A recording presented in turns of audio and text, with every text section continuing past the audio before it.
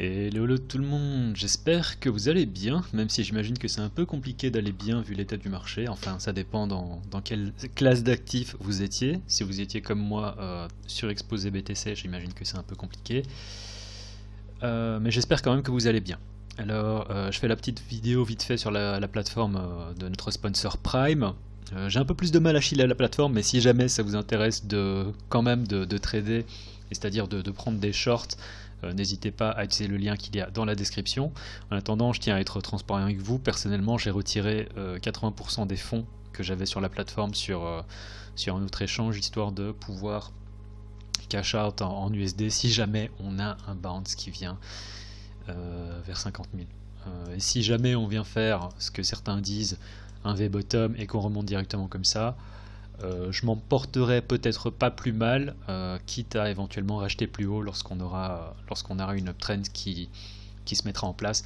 En attendant, on est clairement sur quelque chose d'assez dégueulasse où, enfin, déjà ici, je vous avais dit voilà, on part sur quelque chose où l'uptrend elle est plus là, et on part éventuellement au mieux sur un range. Au pire, et en fait lorsqu'on a eu la cassure ici, j'ai dit voilà, là on est en tendance baissière et l'idée c'est vraiment de chercher des shorts. J'aurais voulu vraiment qu'on vienne faire quelque chose comme ça pour faire, ça c'est dégueulasse aussi ce que je fais, pour qu'on fasse en gros un canal de ce genre là, mais enfin le marché a dumpé comme vous le savez, et on se retrouve actuellement à 20 Dieu, 37 000. Donc là encore on est en train de dumper. Dans la vidéo de waouh, dans la vidéo d'avant-hier, je vous avais dit que j'avais acheté énormément. J'avais eu un gros prix enfin mon prix de revient était un peu en dessous des 36 000, et j'ai réussi à vendre en fait vraiment sur le bounce. Ça fait un truc de 15%, et je suis totalement sorti de cette position parce que c'était une trop grosse position. J'ai eu un commentaire d'un gars qui m'a dit ah t'as peur, et vraiment hein, il a écrit t'as peur avec plein de R et tout ça, et je dois avouer que dans la vidéo d'avant-hier, ouais, j'avais peur parce que j'avais une grosse position, j'avais une trop grosse exposition au marché, et le fait de revendre avec 15% de gain, c'est bon, j'étais content. Il a ajouté avec ça ouais, tu comprends rien au marché, arrête les cryptos mec. Ce qui est peut-être pas une mauvaise idée en soi quand on y réfléchit, hein. Il serait peut-être temps de quitter le marché et de revenir quand on sera sur quelque chose de haussier. Mais en attendant, on peut continuer à faire de l'argent en jouant des shorts et en étant bien préparé et en ne faisant pas n'importe quoi. Pour tous ceux qui sont en BTC, je pense que la meilleure des choses, c'est lorsqu'on aura un bounce, en fonction d'où est-ce qu'on aura le bounce, mais si on arrive à 50 000, vraiment il ne faut pas se poser de questions. Moi personnellement je sortirai, et quitte éventuellement à racheter lorsqu'on reviendra ici au-dessus. J'aurais tendance à dire que si on met ça ici, si on arrive à revenir se trader, déjà si on arrive à se retrader au-dessus de... Ouais, ici ça reste encore une zone de danger, un peu d'incertitude. Bien sûr, si on arrive à se retrader ici aux alentours des 57 000, j'aurais tendance à dire que voilà, on a récupéré, si on récupère ce sommet ici, on peut considérer que toute la tendance s'est inversée et qu'on repart sur quelque chose de haussier. En attendant, tant qu'on n'est pas là, pour moi ça sert à rien d'essayer de se dire ok je vais prendre des logs, enfin si, pour tous ceux qui sont en mode investissement. Pour tous ceux qui sont en mode investissement, qui sont capables de se dire ok moi je suis là pour 5-10 ans, j'en ai rien à faire de ce que font les prix, moi je veux acheter un peu partout et n'importe où, enfin je veux acheter parce que finalement par rapport au plus haut, parce qu'il y a des gens qui ont acheté ici, hein, s'il y a eu des achats à vendre, bon, j'espère pour eux que c'était des gens qui étaient là pour du court terme, mais qui n'ont pas acheté en mode voilà je veux, on va aller à 100 000, et qui sont partis en mode investissement. Par rapport à tous ces gens, vous achetez en fait à un premium, enfin à un discount, pardon, vous achetez à un discount de 40%. Donc c'est pas inintéressant de se dire que voilà, j'achète moins cher que tous les gens en fait qui sont arrivés sur le marché après février. Après février, voilà, vous achetez moins cher qu'eux, et c'est pourquoi c'est arrivé là. Ouais, ça c'est ce que j'aurais voulu prendre, mais ça s'est pas passé. Et bon, par rapport aussi à tous les niveaux que j'avais dessinés sur le chart, vraiment je peux vraiment nettoyer un peu ce chart qui était un peu encombré. Et j'aurais tendance à dire, ouais, voilà, tant qu'on ne revient pas au-dessus de cet ancien creux, ça sert à rien. Et vraiment, la zone, si vraiment on a la chance de revenir ici à 51 000, faut pas se poser des questions, moi je sors du marché. En attendant, j'ai quoi encore comme niveau qui sont intéressants? Ouais, j'ai ce sommet ici, on peut voir que c'est là qu'on a trouvé de la résistance et qu'on a ensuite... Enfin, ce qu'on a eu, c'est arrivé. C'est vraiment arrivé là dans... Ça a dû arriver dans les dernières minutes. Ah la vache. On va regarder après ça sur TradingView, voir un peu quels sont les différents scénarios qui peuvent arriver en fait et comment est-ce qu'on peut, à quoi est-ce qu'on peut s'attendre en fonction des différents scénarios. En attendant, si vraiment je dois faire, ouais, ça c'est ce que j'avais dit, hein. J'aurais voulu qu'on fasse une espèce de canal baissier, on l'a pas eu du tout. Et je vais garder vraiment ces 3 niveaux, enfin ces 4 niveaux on va dire, même si celui-là il m'intéresse pas vraiment. En attendant, on pourrait vraiment se focaliser sur ces 3 là qui est la partie haute de ce sommet ici, sur laquelle on trouvait notre résistance. On pourrait éventuellement rajouter, je vais pas le faire, ça sert à rien, ce support ici. Et en gros, si on arrive à récupérer ici, en fait, on va certainement faire une zone de chop avec peut-être une petite excursion, mais à mon avis, ce sera pas génial. Donc, globalement, par rapport au setup, il faut vraiment favoriser, je dirais, davantage les setups short. Ça fait pas sens du tout d'essayer de prendre des longs si on veut trader ici. Sauf, comme j'ai dit, si vous êtes dans une optique investissement à partir de ce moment-là, c'est encore autre chose. Qu'est-ce que... Bon, on va regarder d'abord ça en hebdo.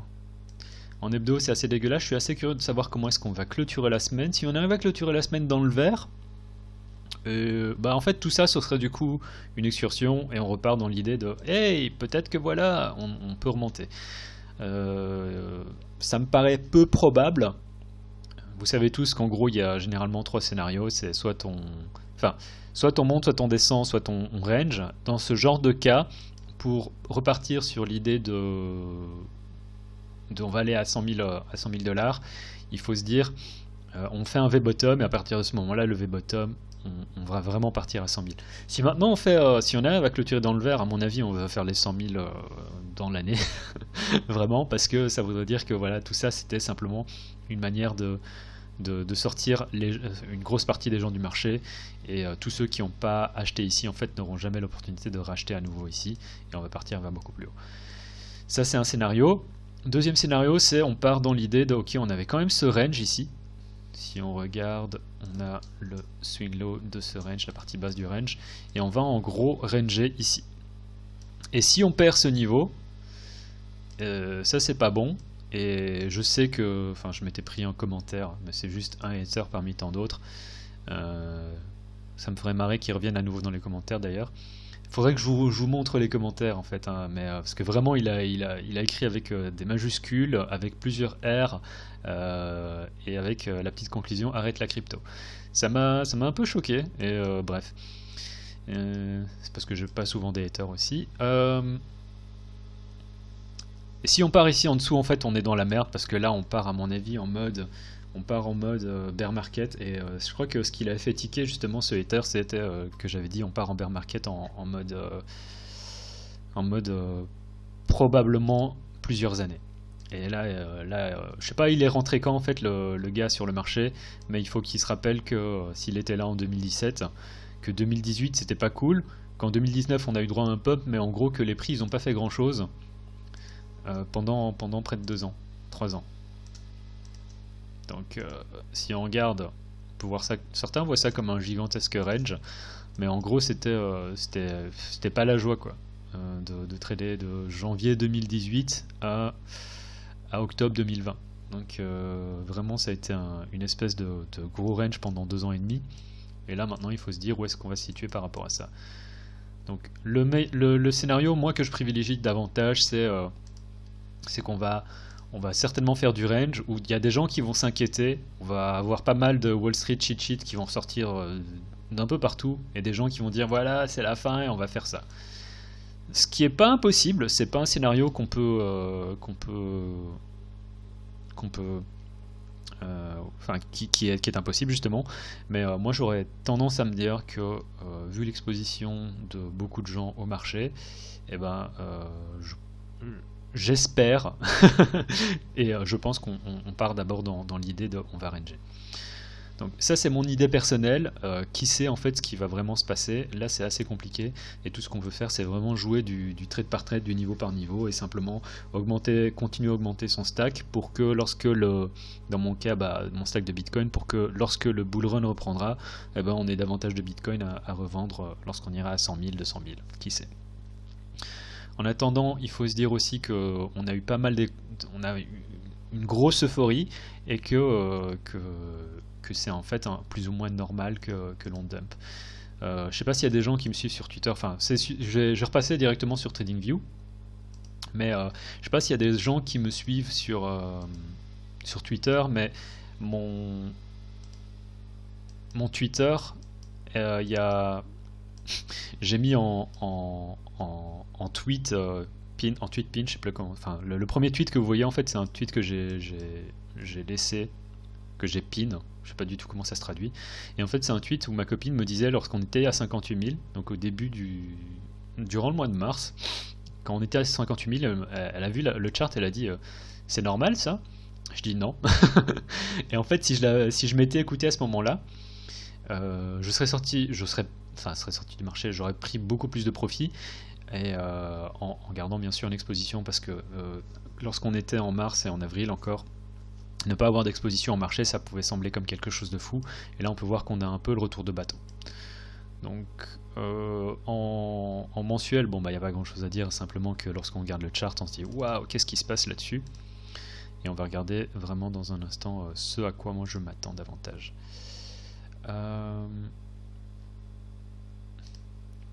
Quand je le sors en arithmétique, ça fait un peu moins peur, mais ça reste conséquent quand même. Une chose dont je voulais parler, c'était aussi ce range.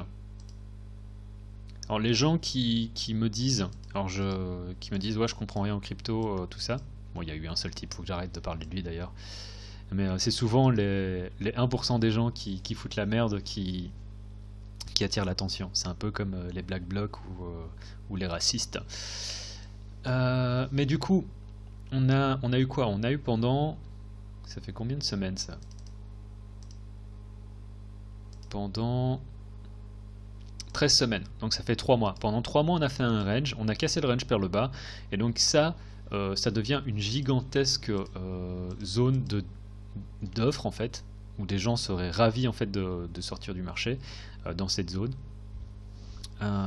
Et on l'a fait pendant 3 mois. Ça fait une zone du coup de liquidité qui est assez énorme et qui va être très très difficile en fait à percer. Quand on a aussi ce genre de consolidation pendant 1 mois, enfin pendant 3 mois, et qu'on le casse à la baisse, c'est généralement pas bullish. Je sais que on n'est pas du tout sur quelque chose qui ressemble à ça, mais lorsqu'on a un top, je sais que je vais être assez long dans cette vidéo, donc restez avec moi. Je pense que c'est une vidéo qui est assez importante. Et par rapport aux AL que vous m'avez demandé de charter, je vais faire une deuxième petite vidéo parce que je sais que les gens ont tendance à ne pas regarder les vidéos complètes lorsque c'est des vidéos d'une demi-heure. Et je pense que c'est une vidéo importante parce que je vais faire une analyse plus ou moins complète de ce qui s'est passé sur le marché et de comment est-ce qu'on peut comparer ça avec ceci. Donc ça c'est ce qu'on appelle généralement, en anglais c'est un blow off top, c'est on a un excès vraiment d'euphorie et ensuite on vient faire une retrace qui est violente. Ce qu'on a eu ici en fait c'est ce qu'on appelle un rounding top, et c'est un peu la même chose en fait. Maintenant en termes de prix, où est-ce qu'on va aller, j'en sais rien du tout. Quand on regarde en fait le chart en hebdo, la différence qu'on a entre bien sûr ceci et ceci, c'est que le support qu'on avait en hebdo sur Bitcoin en 2017, il se situait aux alentours des 6000 à 7000. Et on peut voir que c'est ça qui a servi de support. Ici, on a quand même réussi à faire une consolidation de 1 mois, presque 1 mois et demi, enfin on va dire de 5 semaines. Et ça du coup, ça devient une zone d'intérêt où justement les prix peuvent rester pendant un certain temps. Donc à ce niveau-là, il faut se rappeler qu'on est du coup dans ce range-ci maintenant, et que au mieux on va faire ça. Enfin au mieux en fait on fait un V-bottom et on remonte directement à la hausse. Alors comme j'avais expliqué dans la vidéo d'avant-hier, si on vient casser ici, à mon avis c'est la grosse merde, parce que du coup qu'est-ce qui se passe? On part dans un modèle distributif mais vraiment sévère, dans le sens où ça c'est notre top. Si maintenant on vient casser en dessous, ce range ça devient encore un autre niveau de résistance, et en gros avant qu'on arrive à recasser ici au-dessus, ça risque de prendre un certain temps. Je ne sais pas ce qui pourrait se passer. On pourrait en fait vraiment faire une espèce de scénario assez dégueulasse où on viendrait retester les 20 000, et si on vient retester les 20 000, à mon avis déjà c'est mort quoi. Certains pourraient dire oui mais si on regarde en... Et je serais d'accord en fait, hein. Oui mais si on regarde en mensuel, en fait le retest est tout à fait possible. Ouais, mais si on fait un retest et que ça fait comme ça, c'est pas cool en fait de rester pendant encore l'année qui vient et les années, enfin peut-être l'année prochaine en plus, au sein d'un marché qui pourrait faire ce genre de choses. Pour peut-être ensuite aller, oui, aller à 100 000, et ça pourrait se passer, mais voilà, qui sait. Donc pour le moment personnellement je trouve que c'est un peu, c'est pas génial. Et j'espère qu'on prouvera, enfin que le marché me donnera tort, qu'on va finir dans le vert et en fait que tout ça c'était simplement une excursion et qu'en fait on va directement remonter. Ça c'est ce que je voudrais voir, hein. Je pense on veut tous voir ça. On a tous une exposition au marché qui était trop grosse. Je sais qu'il y a des gens qui ont réussi à sortir au marché ici et vraiment super pour vous. Moi je fais pas partie de ces gens malheureusement, et maintenant je vais devoir tout simplement faire en sorte de sortir quand je peux. Mais je pense vraiment qu'on est davantage parti dans un scénario de range. Une autre chose dont je voulais parler aussi, c'est ce qui se passait en 2013. Alors le marché est totalement différent. Le marché est différent. Les acteurs sont différents, la manière dont on trade est différente, le levier est là, les effets de marge sont également présents. Quand on était ici, alors oui, il y avait de l'effet de marge, tout était sur BitMEX à l'époque, mais il faut se rappeler qu'à l'époque, Binance n'avait pas du levier à 100%, à x100, ce qui est totalement fou quand on y pense. Bybit n'existait pas, PrimeXBT n'existait pas. Il y avait beaucoup moins d'exposition au marché avec de l'effet de marge.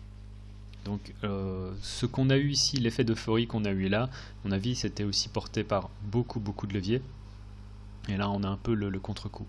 Maintenant, pourquoi est-ce que je vous parle de ça? C'est que soit on part dans ce genre de délire là, et du coup ça reste quand même un délire qui est assez long, parce que là si on compare ça fait quand même 6 mois. Soit on part dans une espèce de délire, ok, on a eu vraiment une euphorie, et maintenant on retrace et on fait un range, et en fait ensuite suite à ça on fait un énorme pump.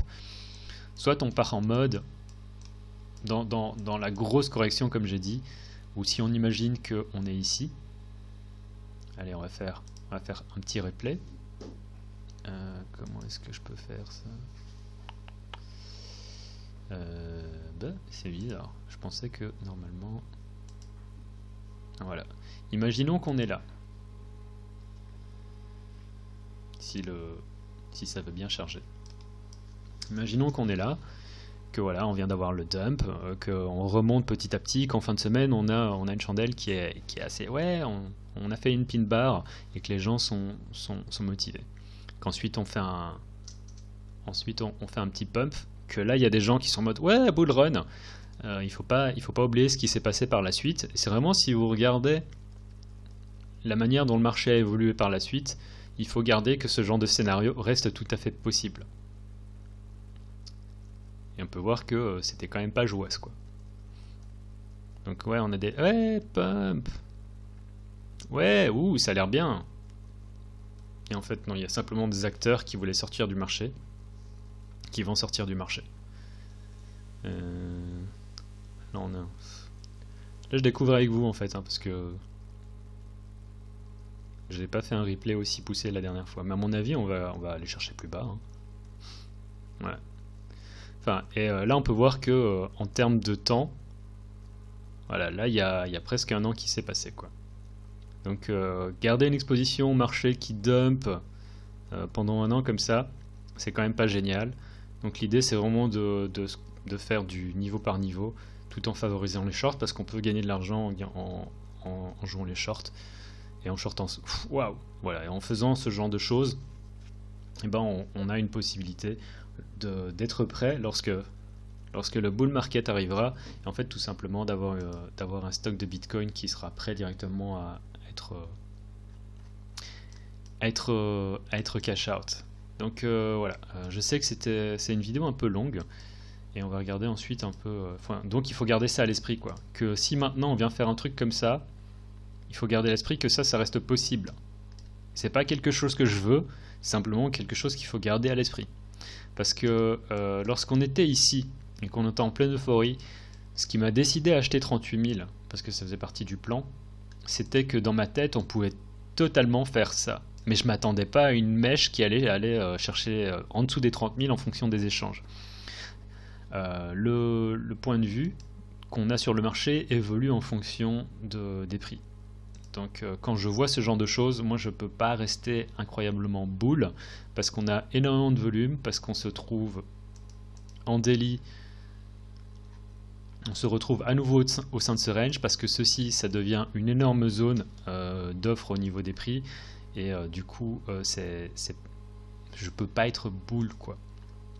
Éventuellement, si on commence à se retrader ici, et trouver vraiment du support, et former des petites choses comme ça, oui, j'aurais tendance à me dire, ok, peut-être que là on est parti sur quelque chose. En attendant, on n'y est pas, et tant qu'on n'est pas au moins de retour au-dessus de cette résistance, je me dis que c'est quand même très très dangereux. Donc voilà, ça c'est mon avis vraiment d'un point de vue macro, et je vais passer quelques minutes maintenant à voir ce qui m'intéresse, quels sont les trades aussi que je voudrais prendre du côté short. En daily, bon bah voilà, la structure de marché a été cassée, et le point logique où est-ce qu'on voudrait bien sûr vouloir commencer à prendre si on y arrive, à prendre des shorts, ce serait éventuellement ce point-ci. Changer de couleur. Ce qui coïncide aussi avec cette petite zone de consolidation où il y a à mon avis de la liquidité. Et qui était en fait la petite zone de consolidation avant le dump. Donc là, pour moi, si on revient ici, c'est un no-brainer, il faut prendre un short. Mais pour ça signifie qu'il faudrait remonter dans un premier temps au-dessus à nouveau de ce range qui est les 42 000. Et quand on regarde les choses comme ça, hein, vraiment quand on regarde les choses de ce point de vue-là, en se disant ok, on va prendre le range comme ça, on va pas prendre cette petite mèche. On a le range qui est là, la partie basse du range, la partie haute du range. Quand on regarde les choses comme ça, il faudrait que je prenne ça, pardon.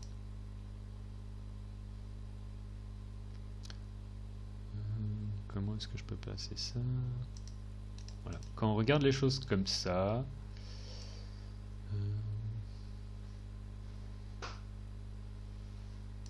on va le prendre comme ça. Bon, en vrai, voilà. Putain, on a vraiment été chercher ça ici. Quand on regarde le range comme ça, on se dit que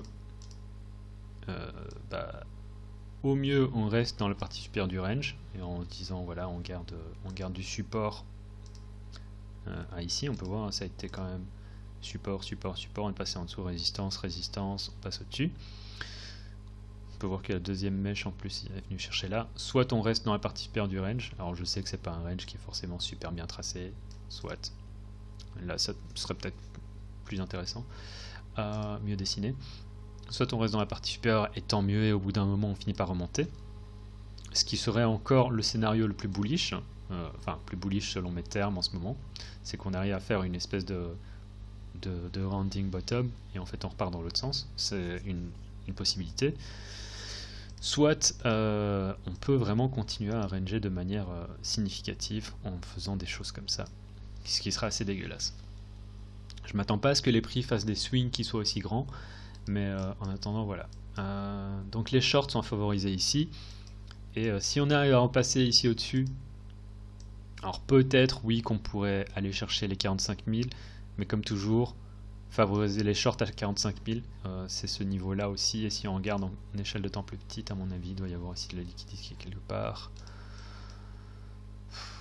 C'est du chop, hein. C'est du chop. Ce niveau-là est beaucoup plus intéressant. Et ça, c'était aussi niveau de support. Paf. Waouh. Donc ouais, ça c'est tous les niveaux, enfin, auxquels je voudrais trader en gros. Et ça c'est très clair pour moi. C'est, j'ai pas envie de prendre, j'ai même pas envie de chercher à prendre des longs là-dessus. Je préférais vraiment essayer.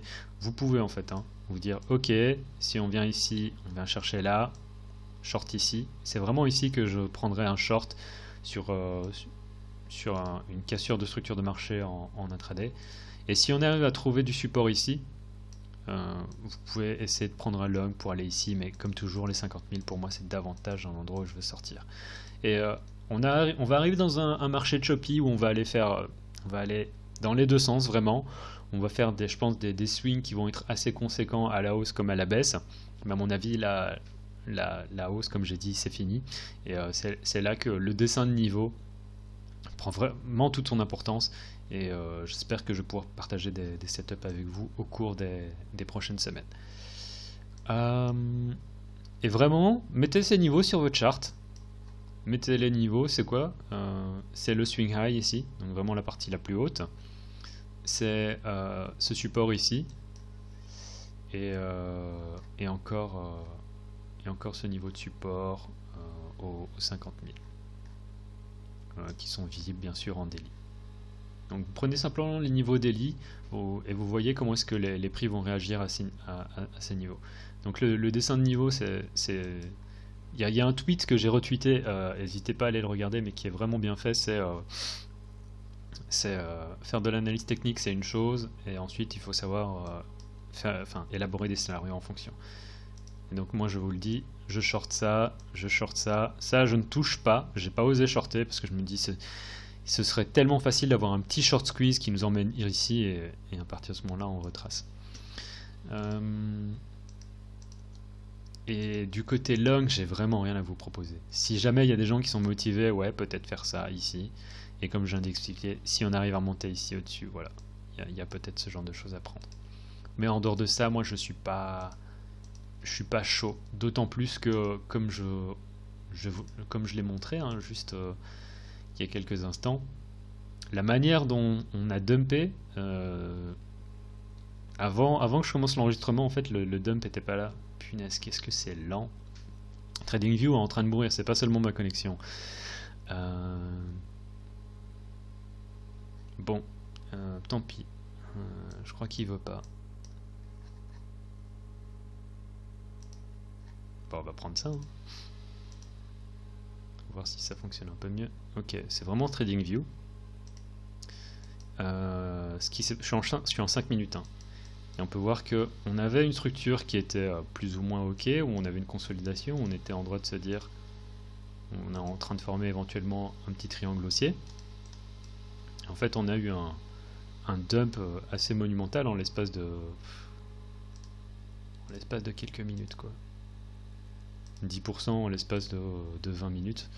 Donc c'est un marché qui est vraiment indécis. Quand on voit la réaction qu'on a eue ici hier, le genre de réaction qu'on a là maintenant, moi je me dis que les 35 000, on va vraiment venir chercher ça ici. Et si jamais on a éventuellement, ça c'est un truc qu'on peut faire, c'est un peu dégueulasse, mais je me dis qu'on peut vraiment aller chercher plus bas, quoi. Qu'on pourrait vraiment aller chercher 34. On peut voir que c'est là qu'on a eu cette petite mèche. Mais là, vous voyez, je rentre en 15 minutes et c'est pas des choses que j'ai envie de partager sur la chaîne. Bref, je crois que j'ai été très long. Une petite dernière chose, et puis j'arrête vraiment, c'est qu'est-ce qui serait vraiment bull? Il faut que vous vous posiez la question. Est-ce que le marché est prêt à faire ça? C'est-à-dire, vu l'état des prix qu'on a actuellement, je ne pense pas. Mais il faut se dire, est-ce que les prix sont prêts à faire un short squeeze ici, avec des gens qui deviennent d'un seul coup bullish et qui nous emmènent à travers ça?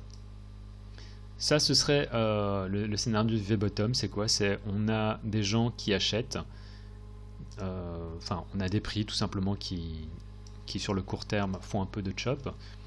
on arrive à sortir des gens qui étaient probablement short, on les squeeze, on arrive à les squeezer au-dessus de 45 000. Ici, il y a des gens qui commencent à être un peu bullish d'un seul coup. Et en fait, on a un mouvement bull qui continue, et en fait, c'est ça qui nous emmène vers le V-bottom. Est-ce que ce genre de scénario est possible selon vous? Ça, c'est le genre de choses qu'il faut que vous posiez pour avoir votre propre lecture du marché. Moi, vraiment, quand je vois, comme je vous le montrais sur des petites échelles de temps, c'est vraiment pas ça que je vois. Et là, vraiment, je pense qu'on est parti sur une espèce de chop. Donc voilà. Ouais, j'ai pas grand chose à vous dire, c'est vraiment ces niveaux-là qui m'intéressent.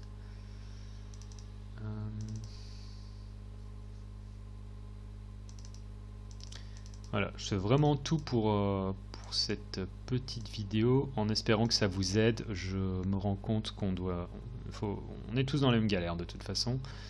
Et le bas du range, je pourrais même être vu ici.